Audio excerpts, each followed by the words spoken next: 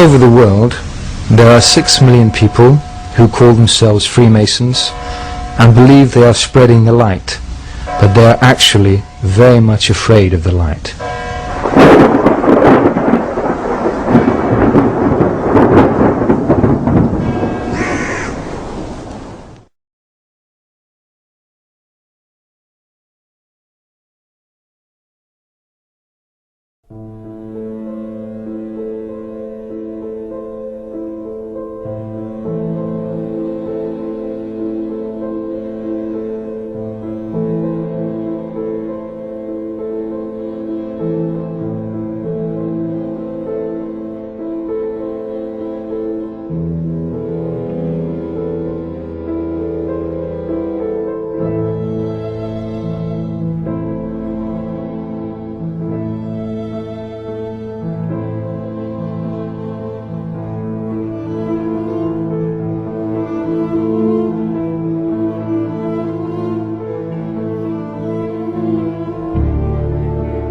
When the so-called founding fathers of America landed on Plymouth Rock, not only did they bring with them disfranchised people, they also brought the Freemasonic elements of Europe.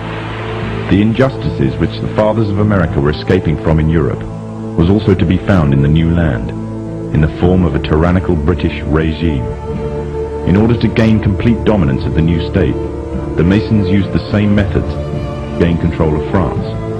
Although the British monarchy was run by the Masons, the American War of Independence was a necessary action, and the people involved in the war were expendable for the Masons to fulfill their dream. The emotions of the people were manipulated into anger, and just like France, anger turned into war.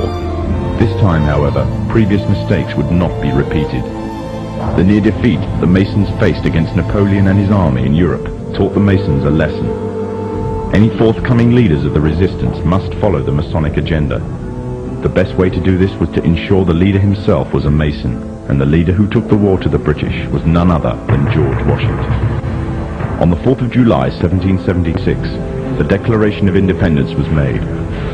On the 17th of October 1781, the British were finally defeated and surrendered the colonies to the Americans, and the world's first Masonic state was born, a nation that would represent Masonry in every way. A sign of the Masonic presence in America is plainly visible on the dollar bill, which carries a picture of George Washington, the first Freemasonic president in the world, and a picture of the Freemasonic symbol of the so-called all-seeing one eye.